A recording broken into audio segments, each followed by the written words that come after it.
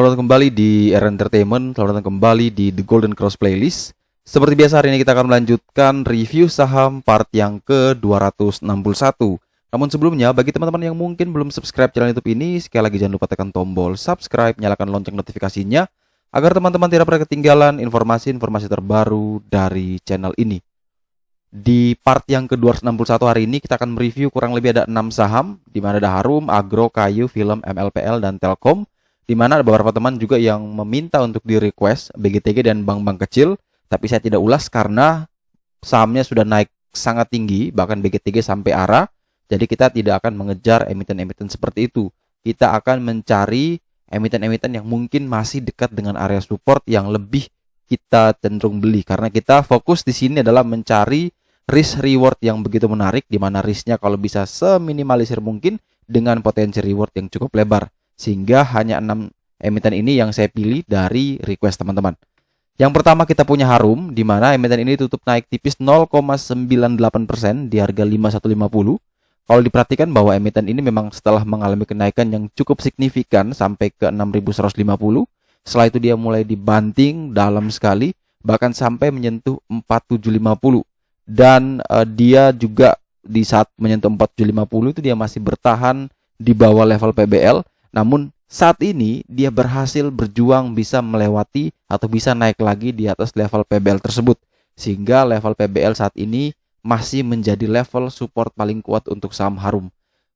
Kalau misalkan teman-teman yang ingin membeli, secara risk reward memang ini masih sangat bagus dengan resikonya masih low. Karena dia jaraknya juga tidak terlalu jauh dari level PBL. Mungkin kurang lebih ada 190 poin. Tetapi jarak menuju ke targetnya di 6150 itu jaraknya masih ada 1000 poin. Jadi risk rewardnya luar biasa lebar, sehingga ini sebenarnya masih ada potensi buat kita bisa entry. Tapi kalau yang jauh lebih menarik bagi saya sebenarnya, kalau misalkan teman-teman bisa menunggu lagi, pastikan lagi dia lebih dekat dengan 4960. Mungkin 4960 sampai dengan 5000 itu menjadi area beli yang menarik dengan batasi cut loss kurang lebih di 4930 sampai dengan 4920, dengan target kenaikan terdekat ke 5350 dan terjauh ke 6150. Selama dia masih kuat dan bertahan di atas 4960, maka saham Harum aman. Tapi kalau ternyata dia bisa jebol di bawah 4960, maka teman-teman yang belum punya sahamnya mending wait and see terlebih dahulu. Jadi kunci kita membeli saham Harum adalah pastikan dulu dia bisa kuat dan bertahan di atas 5960. Selanjutnya kita punya saham Agro, di mana emiten ini naik 4,76% di harga 880 setelah berusaha bertahan kuat di area PBL di 830. Akhirnya dia bisa tancap gas juga 50 poin menuju ke 880. Saat ini kalau misalkan teman-teman yang ingin membeli, kita berada di resiko medium menurut indikator dari The Golden Cross, di mana antara dia masih bisa melanjutkan kenaikan dan menguji area resisten di 960 atau malah turun lagi kembali ke 830. Nah, kalau misalkan dia ternyata malah naik terus ya, melewati 880, naik terus, maka teman-teman mending kita buy on breakout. Di sini ada tren lainnya di harga 900. Silakan buy on breakout di 900, target ke 960, cut loss kurang lebih di 870 880. Kalau dia bisa breakout. Tapi kalau ternyata dia tidak mampu breakout, maka mending kita tunggu saja. Kita antri lagi di 830 840. Kalau bisa dapat di situ, maka cut loss di 800, target kenaikan sama yaitu menuju ke 960. Tapi kalau dia masih bermain di tengah-tengah di 880, 870, 880, 870, maka mending kita wait and see terlebih dahulu untuk Agro sampai kita menemukan kecenderungan dia mau condong untuk naik mendekati breakout itu, atau malah dia bisa turun mendekati area PBL sehingga kita bisa ambil opsi sesuai dengan pergerakannya. Selanjutnya kita punya saham Kayu, di mana emiten ini ditutup minus 4,11% di harga 70, di mana di harga saat ini Kayu seperti yang saya selalu informasikan adalah menarik karena dia masih bertahan di atas level PBL di 68, closing di 70. Namun memang closingnya bukan karena dia naik tapi dia turun, sehingga ini harus diwanti-wanti di perdagangan hari Senin. Kalau ternyata di hari Senin nanti open langsung dibanting di bawah 68, maka tidak ada alasan buat kita untuk entry di saham ini. Tapi kalau misalkan di hari Senin open dibanting di bawah 68, namun setelah itu dia bisa rebound dan rebound itu bisa melewati lagi 68, silakan buy. Buy 68 sampai 70, cut loss kurang lebih 6665. Target kenaikan adalah menuju ke 82, target pertama, dan target jauh menuju ke 99. Itu area PBH. Tapi kalau misalkan ternyata di hari Senin nanti dia mungkin turun di 69 atau mentok 68, ya sudah. Kita tetap boleh entry 68 sampai 70, cut loss kurang lebih di 6566, target kenaikan 82 sebagai TP1 dan target jauh ke 99. Intinya adalah kunci di 68. Kalau dia bisa kuat dan bertahan di atas 68 atau sama dengan 68, boleh masuk. Tapi kalau jebol, kita tidak boleh masuk ya, wait and see. Tapi setelah jebol ternyata dia bisa naik lagi, bisa breakout lagi di 68, maka kita kembali ke rule pertama, yaitu boleh membeli. Intinya kita pakai level support sebagai titik untuk kita memutuskan apakah kita bisa membeli atau kita wait and see. Sebelum lanjut ke pembahasan saham selanjutnya, sekali lagi teman-teman, saya mau mengingatkan buat yang masih belum pre-order kaos Joran part pertama Bull and Bear limited edition dari kami, teman-teman bisa melakukan pemesanan mulai dari tanggal 7 sampai dengan 31 Mei, yang artinya tinggal beberapa hari lagi pre-order ini ditutup, dan teman-teman bisa mendapatkan kaos ini dengan cara melalui WhatsApp di 085158955279. Ketika teman-teman memesan atau mengikuti pre-order ini, teman-teman juga akan mendapatkan beberapa keuntungan spesial bonus, di mana teman-teman akan mendapatkan diskon 20% untuk next webinar yang akan diselenggarakan oleh Joran Investama. Dan juga teman-teman akan mendapatkan akses ke dalam grup Telegram official Joran Investama, di mana nanti kalau misalkan ada informasi yang bagus atau ada emiten atau saham yang menarik secara teknikal maupun bendermologi, nanti akan di-share di sana. Kemudian juga teman-teman yang mengikuti pre-order ini, satu orang yang beruntung akan mendapatkan hadiah 1 bulan gratis akses premium chart dari The Golden Cross nilai 150.000, dan juga teman-teman mendapatkan akses 1 bulan private konsultasi bersama saya langsung senilai 1 juta rupiah. Jadi manfaatkan momentum tersebut, jangan sampai kehabisan, karena ini kurang lebih tinggal beberapa hari lagi. Senin kita close PO-nya, jadi teman-teman segera buka WhatsApp-nya, tambahkan nomornya, dan segera chat adminnya. Selanjutnya kita punya saham film, di mana emiten ini dibanting, di dump cukup parah, minus 6,28%, sepertinya auto reject bawah, dan harga saat ini itu dekat sekali dengan area PBL di 412, dan ini menjadi area yang riskan. Walaupun dia dekat dengan PBL, tetapi karena posisinya sedang dalam penurunan, maka kita seperti menangkap pisau jatuh. Apakah dia bisa kuat dan bertahan di 412 atau malah terus melanjutkan penurunan? Kalau ternyata opsi pertama nih, dia ternyata terus turun di bawah 412, maka kita tidak punya alasan untuk membeli film. Kita wait and see terlebih dahulu, kita menunggu sampai dia mulai redah. Kapan dia redah? Minimal ada sideways. Tapi selama dia masih terus minusnya di atas 4%, artinya itu penurunannya terus masih kencang, belum ada istilahnya pengereman. Nah, di sini teman-teman harus bersabar, jangan langsung ambil keputusan yang gegabah. Kalau ternyata opening langsung dibanting lagi di bawah 412, kita wait and see, jangan masuk. Mungkin kita pertimbangkan masuk mungkin di 400 sampai 402 kalau ternyata bisa kuat, atau sampai ke low 40 hari harga terendah di 342.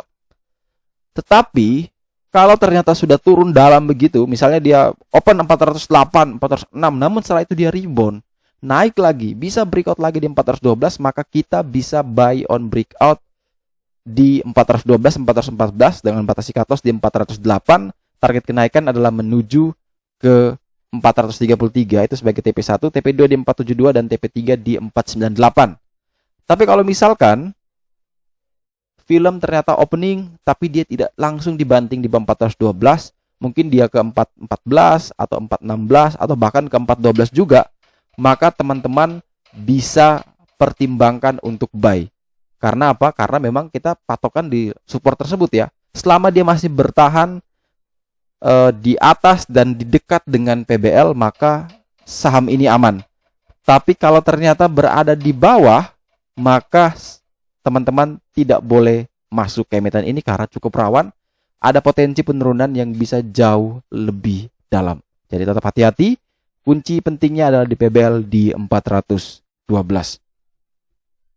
Selanjutnya adalah MLPL, di mana emiten ini tutup minus 6,94% di harga 470. Emiten ini mengalami kenaikan yang sangat fantastis, mulai dari isu jual beli saham dengan Gojek dan lain-lain. Akhirnya membuat saham ini terbang begitu tinggi dari level 97 dalam 40 hari sampai ke 570. Kenaikannya hampir 5 kali lipat, bahkan 6 kali lipat. Ya, modal 10 juta jadi 60 juta. Dan ini akhirnya dia mengalami penurunan. Nah, penurunan sudah terjadi 2 kali, dengan target selanjutnya penurunan adalah menuju ke support terkuatnya, support PBH di 412. Apakah dia bisa ke sana? Mungkin saja, karena memang kenaikannya sudah sangat tinggi. Ada indikasi memang dia bisa menuju ke sana, tetapi ada beberapa support yang bisa membantu dia sebagai level terdekatnya lah, yaitu di 450. Ini kunci trendline atasnya juga sebagai support. Kalau ternyata ini beneran jebol, maka peluang besar ke 412 itu terbuka lebar.